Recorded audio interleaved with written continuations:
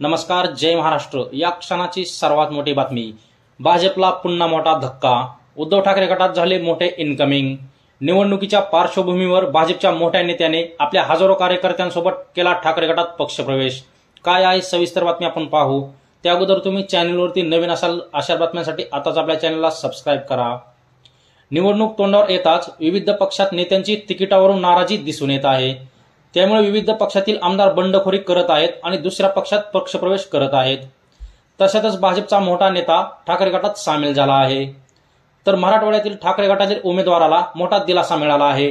ठाकरे गटाचे उमेदवार नागेश पाटील आष्टीकर यांच्या हिंगोलीतील भाजपचे मोठे नेते आणि माजी सभापती यांचा काल अंबादास दानवे यांच्या उपस्थितीत ठाकरे गटात पक्षप्रवेश करत ठाकरे गटाची मशाल हातात घेतली आणि त्यांच्याबरोबर त्यांच्या हजारो कार्यकर्त्यांनीही शिवबंधन बांधून ठाकरे गटात पक्षप्रवेश केला आहे।